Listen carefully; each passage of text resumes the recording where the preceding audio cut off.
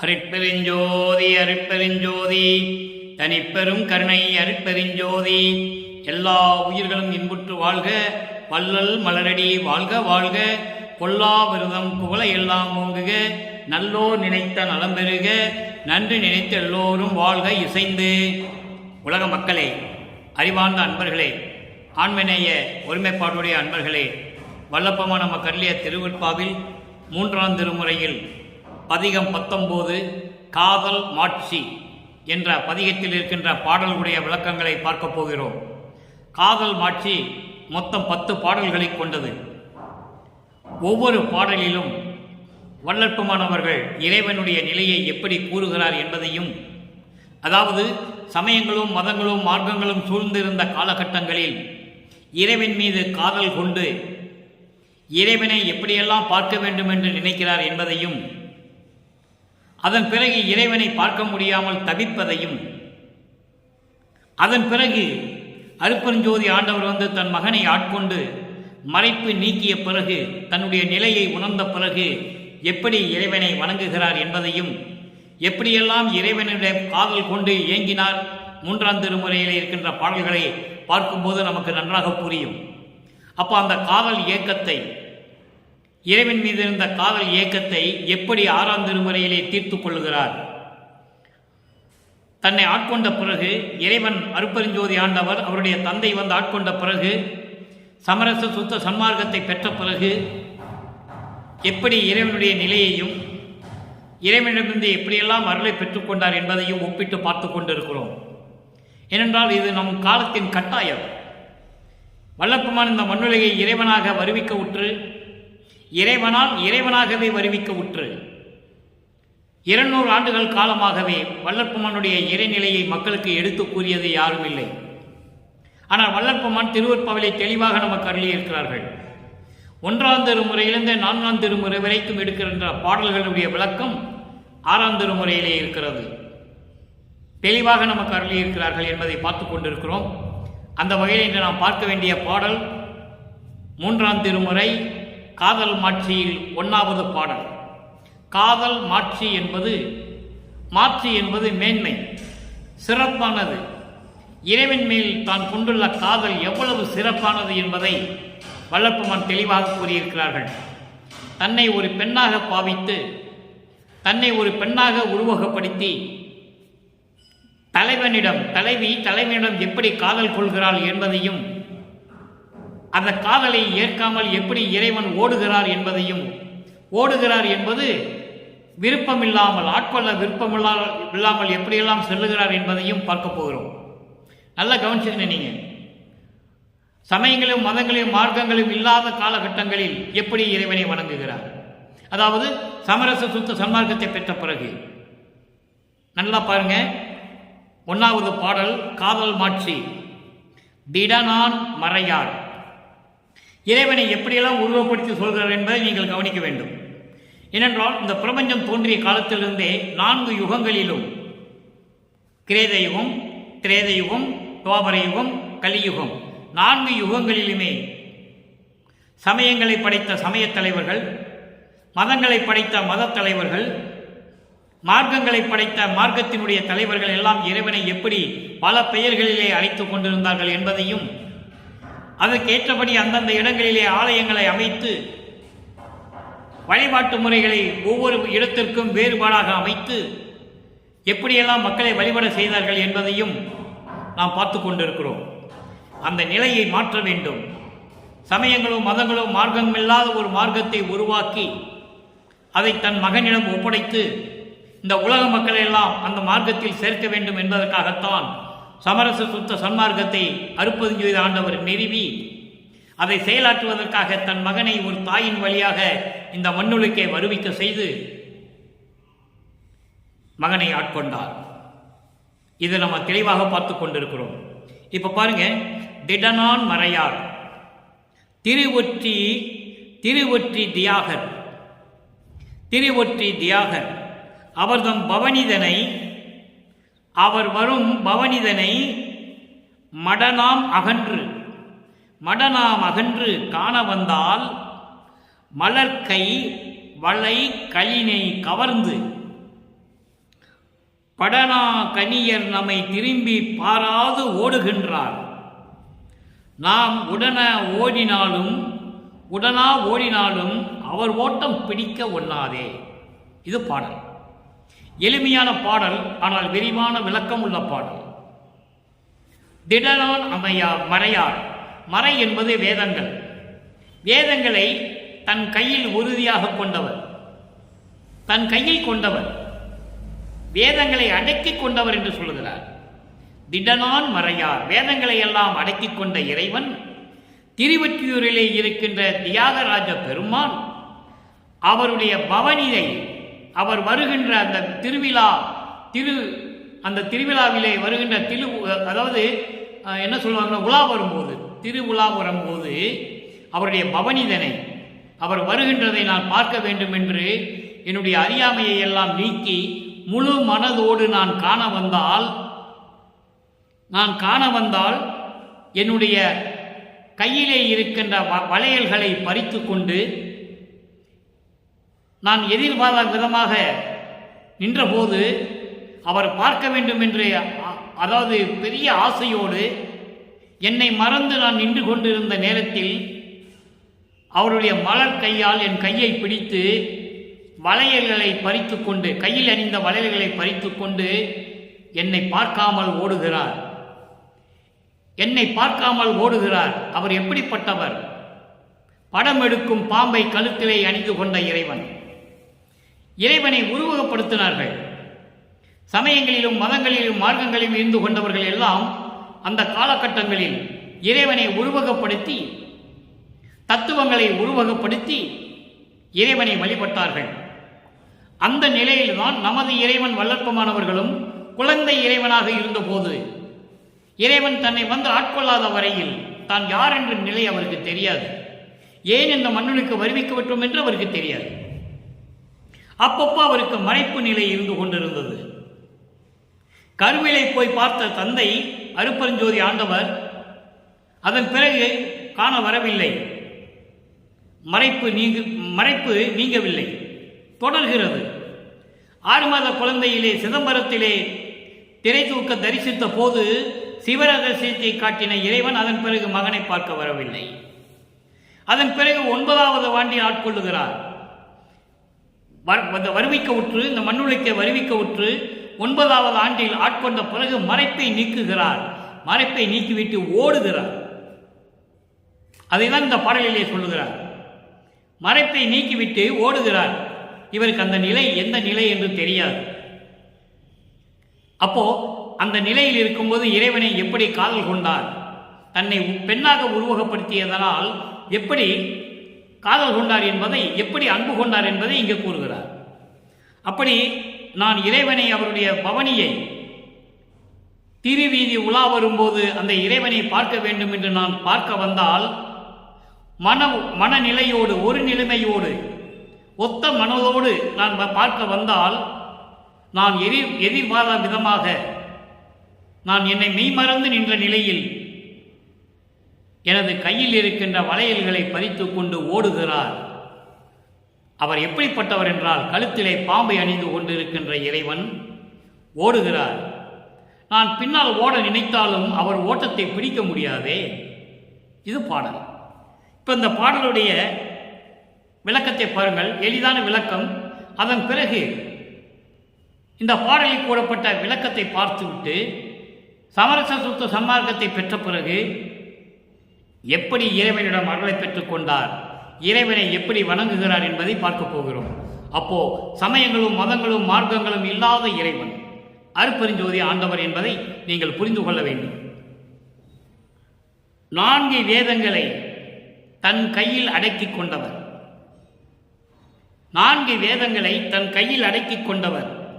அவருடைய திருவுலாவை, அதாவது அவர் வருகின்ற அந்த பவனியை, தெருவிலே வருகின்ற அந்த பவனியை நான் பார்க்க சென்றபோது அறியாமைகள் எல்லாம் நீக்கி ஒரு மனதோடு சஞ்சலம் இல்லாமல் எப்படியாவது அவருடைய பவனியை பார்க்க வேண்டும் என்று நான் மெய்மறந்து நின்று கொண்டிருந்த நேரத்தில் என் கையில் இருந்த வளையல்களை பறித்து கொண்டு ஓடுகிறார்.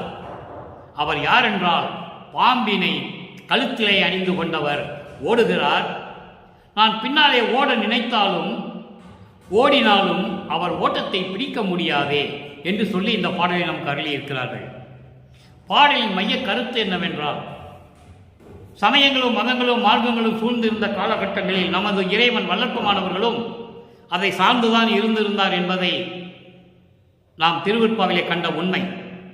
அதன் பிறகு அவரே சொல்லுகிறார், எனக்கு அப்ப அற்ப அறிவாக இருந்தது என்று சொல்லுகிறார். அற்ப அறிவு என்பது நான் மறைப்பு நிலையில் இருந்தேன், இந்த மண்ணுலக்கு ஏன் வருவிக்க விட்டோம் என்ற நிலை எனக்கு தெரியாது, அதை தான் மக்களிடம் சொல்லும்போது அற்ப அறிவு என்று சொல்லுகிறார். நல்லா புரிஞ்சுக்கணும் நீங்க. அப்போ இதையெல்லாம் விட்டு நீக்கிய பிறகு இறைவன் யார், சமரச சுத்த சன்மார்க்க சங்கத்தின் தலைவன் யார், சமரச சுத்த சன்மார்க்க சங்கத்தை நிறுவியது யார் என்பதை தெளிவாக கூறியிருக்கிறார்கள். நாம் அதை பார்க்க போகிறோம். இப்போ இந்த பாடலில் சொல்லப்பட்ட 3 நிலைகளுக்கும் 3 விளக்கங்கள் 6ஆம் திருமுறையில் இருக்கின்றன. அதை நாம் பார்க்க போகிறோம். 6ஆம் திருமுறை 49வது பதிகம் இறைவனை ஏத்தும் இன்பம். அங்கே 3ஆம் திருமுறையிலே காதல் மாட்சியிலே 1வது பாடலிலே இறைவன் மீது எப்படி காதல் கொண்டு இறைவனை பார்க்க வருகிறார், அவர் மெய்மறந்த இந்த நேரத்தில் கையில் அணிந்த வளையல்களை பறித்து கொண்டு செல்லுகிறார். இறைவனை பார்க்க முடியவில்லை, இறைவன் ஆட்கொள்ளவில்லை. சரி, அவனை பிடிக்கணும்னு பின்னால ஓடுனா கூட அவன் ஓட்டத்தை பிடிக்க முடியாதே என்று அந்த பாடலிலே நமக்கு அருளியிருக்கிறார்கள். இங்கே 49வது பதிகம் 6ஆம் திருமுறை இறைவனை ஏத்தும் இன்பம் 1வது பாடல். ஏத்தும் இன்பம் என்பது இறைவனை வணங்குவதில் காணக்கூடிய ஒரு இன்பம், இறைவனை போற்றி வணங்குவதில் காணக்கூடிய ஒரு இன்பம். கருணைமா நிதியே என் இரு கண்மணி. இறைவனை உருகவே படுத்த மாட்டார். நல்லா நீங்க கவனிச்சுக்கிட்டே வரணும். அங்கே பாம்பை கழுத்தில் அணிந்து கொண்ட இறைவன், வேதங்களை கையில் அடக்கி கொண்ட இறைவன், திருவொற்றியூரில் வாழ்கின்ற தியாகராஜ பெருமான், இதெல்லாம் சொல்லுவார். அதை மக்களுக்கு விளக்குகிறார் 6ஆம் திருமுறையிலே. நான் மறைப்பு இருந்த நிலையில் அப்படி நான் சொல்லிவிட்டேன், அது தேவையில்லை அன்னு சொல்லிட்டு இங்கே கருணைமா நிதியே, கருணை உள்ளம் கொண்ட அருள் செல்வமே, என் இரு கண்ணே, கடவுளே கடவுளே என்கோ.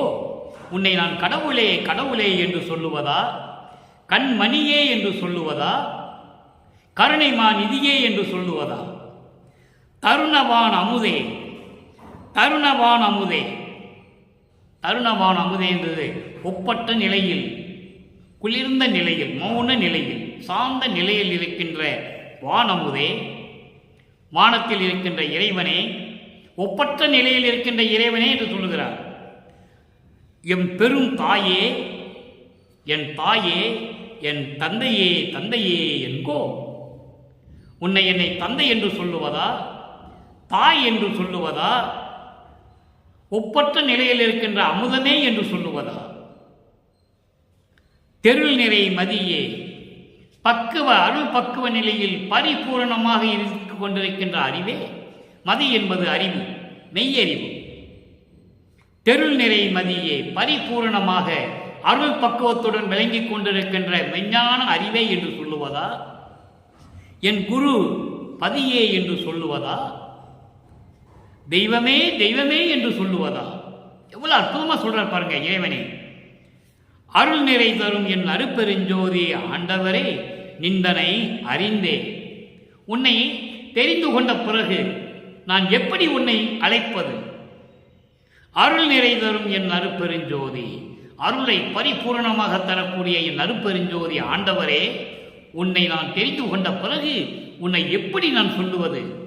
கருணைமா நிதி என்று சொல்லுவதா, என் இரு கண்மணி என்று சொல்லுவதா, கடவுளே கடவுளே என்று சொல்லுவதா, குளிர்ந்த நிலையில் இருக்கின்ற ஒப்பற்ற நிலையில் இருக்கின்ற அமுதம் போன்று விளங்கிக் கொண்டிருக்கின்ற இறைவன் என்று சொல்லுவதா, என் பெரும் தாயே என்று சொல்லுவதா, என் தந்தை என்று சொல்லுவதா, தெருள் நிறை மதி என்று சொல்லுவதா, என் குரு என்று சொல்லுவதா, தெய்வமே தெய்வமே என்று சொல்லுவதா, அருள் நிறைந்த பரிபூரணமாக விளங்கிக் கொண்டிருக்கின்ற என் அருப்பெருஞ்சோதி ஆண்டவரை உன்னை நான் எப்படி சொல்லுவது? எவ்வளவு அற்புதம் பாருங்க. அடுத்த ஒரு விளக்கம் பாருங்க. 52வது பதிகம் பொது நடம். பொது நடம் என்பது அருள் நடனம். அருள் நடம் அதான் பொது நடம். இதை திருவடி புகழ்ச்சி என்று கூட சொல்லலாம். ஏன்னா திருவடிகளை பற்றி புகழ்ச்சியாக சொல்லுவது திருவடி புகழ்ச்சி என்றும் சொல்லலாம். அருப்பெருஞ்சோதி அமுதமே சமரச சுத்த சன்மார்க்கத்தை பெற்ற பிறகு இறைவனை அருப்பெருஞ்சோதி ஆக்குகிறார். ஆதியும் அந்தமெல்லாம் தோன்றியவன் அருப்பெருஞ்சோதி. அது நம் தெளிவாக கண்ட உண்மை. இந்த பிரபஞ்சம் தோன்றிய காலத்திலிருந்தே ஆதியும் அந்தமும் இல்லாமல் தோன்றியவன், சுயமாக தோன்றியவன் அருப்பெருஞ்சோதி. அந்த அருப்பெருஞ்சோதி என்ற பெயரை இந்த 4 யுகங்களிலுமே அருப்பெருஞ்சோதி தான் ஆண்டவர் என்ற நிலையை சொல்லவில்லை. இறைவனும் அதுக்கு உட்பட்டு இந்த சமயங்களும் மதங்களும் மார்க்கங்களிலும் சொன்ன பல திருவிளையாடல்களை செய்து பல உருவங்களிலே பல பெயர்களிலே அழைத்துக் கொண்டிருந்தார்கள். ஒவ்வொரு ஆலயத்துக்கும் ஒரு வழிபாடு, வேறுபாடு வழிபாடுகள் உண்டு. எல்லா ஆலயங்களிலும் ஒரே வழிபாடு கிடையாது. இப்படியெல்லாம் மக்களை குழப்பி மக்களை துயரத்தில் ஆழ்த்தி எந்த பலனும் கிட்டாமல் மக்களுக்கு கிடைக்காமல் செய்துவிட்டார்கள் என்ற ஒரே நோக்கத்திற்காக இந்த 4 யுகங்களிலையும் கடத்திவிட்டு சமரச சுத்த சன்மார்க்க காலத்தில் விளங்குகின்ற இந்த ஒளி யுகத்திலே சமரச சுத்த சன்மார்க்கம் மக்களிடையே போய் சேர வேண்டும். எல்லாரும் ஒரே மார்க்கத்தில் இருக்க வேண்டும். எல்லாரும் ஒரே இறைவனை வணங்க வேண்டும்.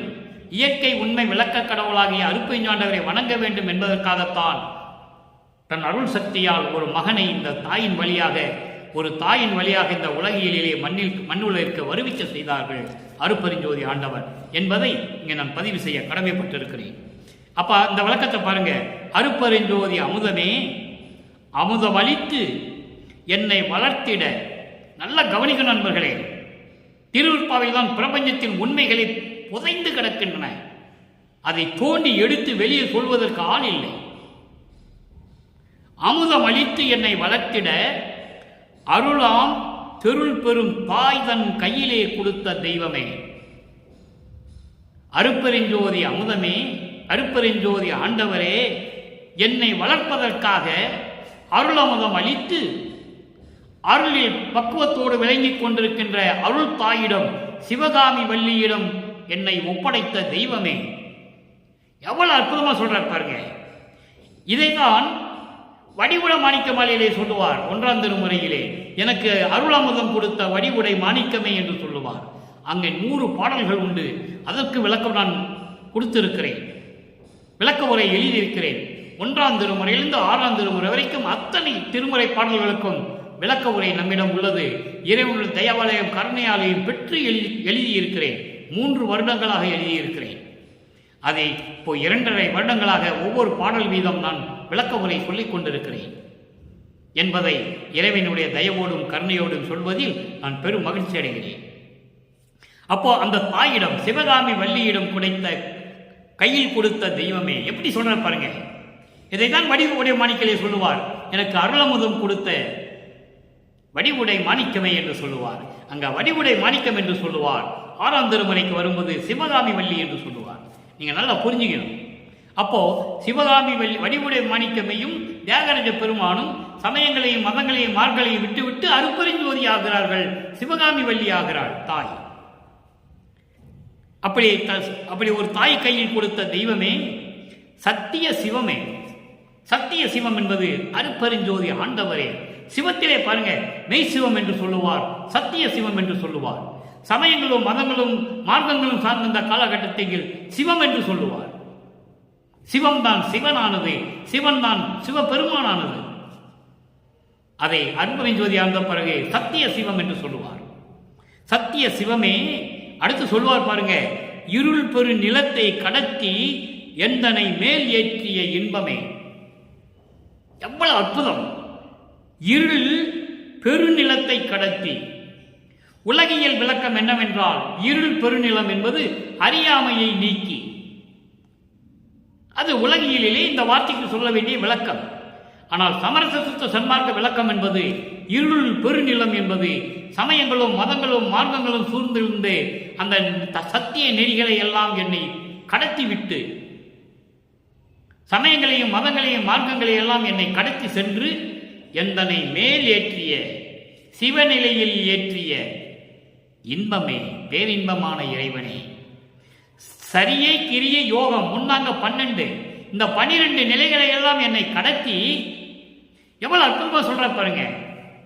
13வது நிலையான மரணமில்லா பேர்வழிவு நிலையான ஞான சரியில் ஞான கிரியை ஞான யோகம் ஞானத்தில் ஞானம் இப்படி என்னை மேல் ஏற்றிய இன்பமே, எவ்வளவு அற்புதமாக சொல்றேன். அப்ப இந்த சமயங்களையும் மதங்களையும் மார்க்கங்களையும் நான் கடந்து சென்று மேல்நிலைக்கு கடவுள் நிலைக்கு சென்று விட்டேன். அதுதான் கடவுள் நிலை அறிந்த மயமாதல். அந்த நிலைக்கு நான் சென்று விட்டேன். அந்த நிலையில் என் ஏற்றிய இன்பமே. எவ்வளவு அற்புதமா சொல்ற பாருங்க. ஏறா நிலை மிசை ஏற்றி ஆறாறு காட்டி அருப்பெருஞ்சோதி என்று சொல்லுவார். எவ்வளவு அற்புதமா இருக்கும் தெரியுமா? அகவல்ல இரவா வரம் அளித்து என்னை மேலேற்றிய அறவாளியாம் தர அருப்பெருஞ்சோதி என்று சொல்லுவார். என்னையும் பணி கொண்டு இரவா வரமளித்து அன்னையில் உகந்த அருப்பெருஞ்சோதி என்று சொல்லுவார். சாகா வரம் நிறைந்தனை தந்தனம் உனக்கே ஆவா என அருளிய அருப்பெருஞ்சோதி என்று சொல்லுவார். எவ்வளவு நிலைகள் எல்லாம் இருக்கின்றது தெரியுமா அன்பர்களே? ஆக இருப்பொருள் நிலத்தை கடத்தி எந்தனை மேல் ஏற்றிய இன்பமே, எல்லா பொருள் பெருநெறியும் காட்டிய குருவே. அப்போ இந்த சமயங்களையும் மதங்களையும் மார்க்கங்களையும் நீக்கிவிட்டால் அடுத்த நெறி என்னது? எல்லா பொருள் பெருநெறி, எல்லா அருள் செல்வங்களை கொண்ட பெருநெறி, சமரச சுத்த சன்மார்க்க சத்திய நெறி, அதை காட்டிய குருவே. அப்போ சமரச சுத்த சன்மார்க்கத்தை நிறுவியவர் தந்தை, அதை ஒப்படைத்து செயலாற்று சொல்லும்படி சொன்னவர் அருப்பெருஞ்சோதி ஆண்டவர் தன் மகனிடம் ஒப்படைக்கிறார். அதைதான் இங்க சொல்றாரு, எல்லா பொருள் பெருநெறியும் காட்டிய குருவே. எல்லா அருள் செல்வங்களும் நிறைந்த, எல்லா இன்பங்களும் நிறைந்த சமரச சுத்த சன்மார்க்க சத்திய நெறியை எனக்கு காட்டிய குருவே, பொது நடம் புரிகின்ற பொருளே, அருளனம் செய்து கொண்டிருக்கின்ற அருப்பெருஞ்சோதி ஆண்டவரே. பொருளே என்பது அருப்பெருஞ்சோதி ஆண்டவர். 3ஆம் திருமுறையில் இருக்கிற பாடலுக்கு 6ஆம் திருமுறையில் விளக்கம் பார்த்து கொண்டிருக்கிறோம். அடுத்து இறுதியான ஒரு விளக்கம் அன்பர்களே. 3ஆம் திருமுறை இந்த பாடல்கள்லாம் மிகவும் எளிமையான பாடல்கள். இறை இன்பக் குலைவு 56வது பதிகம் 6ஆம் திருமுறை. இறை இன்பக் குலைவு. இறை இன்பக் குலைவு என்பது அதாவது தன்னோடு கலந்து கொள்ளுமாறு இறைவனிடம் கூறுவது, தன்னோடு இரண்டரை கலந்து கொள்ளுமாறு இறைவனிடம் சொல்லுவது, உள்ளம் நெகிழ்ச்சியோடு சொல்லுவது, அதான் குலைவு. இறை இன்பக் குலைவு. இறைவனை தன்னோடு வருமாறு, தன்னோடு கலந்து கொள்ளுமாறு உள்ள நெகிழ்ச்சியோடு கூறுவது, அதான் இறை இன்பக் குலைவு. அங்கேயும் 1வது பாடல். கருணை ததும்பி பொது நோக்கும் கண்ணில் கிடைத்த கண்ணே, ஓர் கனியில் கனிந்து என் குருவான கரத்தில் கிடைத்த கருத்தே, மெய் அருள் நன்னியில் அது அதுவாய் அறிவில் கிடைத்த அறிவே, என் அகத்தும் புறத்தும் ஒளி நிறைவித்து அமர்ந்த குருவே. எவ்வளவு அற்புதமா சொல்ற பாருங்க. ஐம்பூத வருண முதலாம் அவை கடந்த வரைப்பாய் விளங்கும் மணிமன்றில் வயங்கும் சுடரே, எல்லாம் செய்வல்ல குருவே, என் உள்ளத்தே தருண நடம் செய் அரசே, என் தாயே என்னை தந்தாயே. அற்புதம். என் தாயே என்னை தந்தாயே, தனித்த தலைமைப்பதியே, இத்தருணம் வாய்த்த தருணம் அதே. இதுதான் நல்ல நேரம் நமக்கு. என்னோடு வர வேண்டும், என்னோடு கலந்து கொள்ள வேண்டும் என்று இறைவனை கூப்பிடுகிறார். இங்க பாருங்க, கருணை ததும்பி பொது நோக்கும் கண்ணில் கிடைத்த கண்ணே. கருணை ததும்புகின்ற, கருணை உள்ளத்தோடு விளங்குகின்ற பொது நோக்கும், எல்லா உயிர்களையும் தன் உயிர் போல் நோக்கக்கூடிய என் கண்ணில் கிடைத்த கண்ணே, என் கண்மணி போன்ற இறைவனே என்று சொல்லுவார். ஓர் கனியில் கனிந்து எம்புருவான கருத்தில் கிடைத்த கருத்தே. கனியில் கனிந்து என்பது ஒரு பழம் கனிந்து விட்டால் கனியில் கனிந்து எவ்வளவு இனிமையாக இருக்கும். அதுபோன்று என் உள்ளத்தில் என்புருவான இந்த எலும்புகளோடு கூடிய இந்த உருவத்தில் எம்புருவான, என்பு என்பது எலும்பு, உருவான எலும்புகளும் சதைகளும் நரம்புகளும் கூடிய இந்த உடம்பில் இருக்கின்ற உள்ளத்தில் கிடைத்த கருத்தே விளக்கமே, உள்ளத்தில் கிடைத்த விளக்கமே, உயிர் நேயத்தோடும் உயிர் இரக்கத்தோடும் கருணை ததிவோடு விளங்கிக் கொண்டிருக்கின்ற இறைவன் என் கண்மணி போன்றவன். ஒரு பழம் எப்படி கனிந்து இனிமையாக இருக்குமோ, சுவையாக இருக்குமோ, இனிப்பாக இருக்குமோ, அதுபோல எலும்புகளும் சதைகளும் நரம்புகளும் கூடிய இந்த உடம்பிலே என் இருக்கின்ற இந்த உள்ளத்திலே கலந்து இருக்கின்ற விளக்கமே இறைவனை சொல்லுகிறார். விளக்கமே மெய் அருள் நன்னெறியில் அது அதுவாய், உயிர் நேயத்தோடும் உயிர் இரக்கத்தோடும் கருணையோடும் இறைநிலையில் இருந்து கொண்டிருக்கின்ற இறைவனே அது அதுவாய். அது என்பது இறைநிலை, இறைவன் கடவுள் நிலையில் இருக்கின்றவன், அதான் அது என்று சொல்லுகிறார். அது அதுவாய் அந்த நிலையில் இருக்கின்ற இறைவனே அறிவில் கிடைத்த அறிவே, மெஞ்ஞான அறிவில் இருக்கின்ற அறிவே, அப்படிப்பட்ட இறைவனே என் அகத்தும் புறத்தும் ஒளி நிறைவித்து, என் உள்ளத்திலும் சரி வெளியிலும் சரி பரிபூரணமாக ஒளியை நிறைவித்து, பரிபூரணமாக ஒளியை நிரப்பி ஒளி வீசிக் கொண்டிருக்கின்ற அமர்ந்த குருவே, என் உள்ளத்தில் அமர்ந்த குருவே. அதை கூப்பிடுற, இதை நல்ல தருணம், இதை நல்ல தருணம்னு சொல்ற. ஐம்பூத வருணம் முதலாம், ஐம்பூதங்கள் வகை முதல் எல்லாருமே ஐவகை பூதங்கள், நிலம் நீர் நெருப்பு காற்று ஆகாயம், இந்த தத்துவங்களுடைய உட்கருவிகள் எல்லாம் டோட்டலாக சொல்றார். மொத்தமா ஐம்பூதங்கள், ஐம்புலன்கள், ஐம்பொறிகள், கண்மேந்திரியங்கள், நன்மேந்திரியங்கள், அந்த கரணங்கள், இந்த 24 தத்துவத்தையும் ஒட்டு மொத்தமாக சொல்றார். இந்த ஐம்பூத வர்ணம் முதலாம் எல்லாவற்றையும் அடக்கி அவை கடந்த வரைப்பாய், வரைப்பு என்பது எல்லை.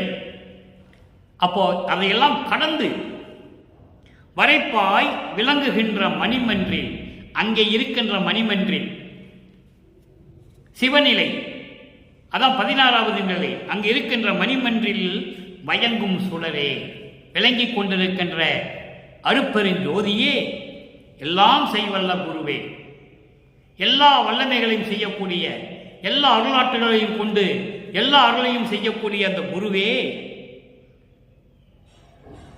என்னிடத்தே என் உள்ளத்தே தனித்த தலைமை பதியே, என் உள்ளத்தில் விளங்கிக் கொண்டிருக்கின்ற ஒப்பற்ற சமரச சுத்த சன்மார்க்கத்தினுடைய தலைமை பதியே, தலைமை கடவுள் என்று சொல்லுகிறார். சமரச சுத்த சன்மார்க்க சங்கத்தினுடைய தலைமையை ஏற்றுக்கொண்ட என் கடவுளே, அருப்பெருஞ்சோதி ஆண்டவரே. அடுத்து சொல்றார் பாருங்க, தருண நடம் செய் அரசே, என் தாயே, என்னுடைய தாயே, என்னை தந்தாயே, இந்த உலகிற்கு என்னை தந்தாயே,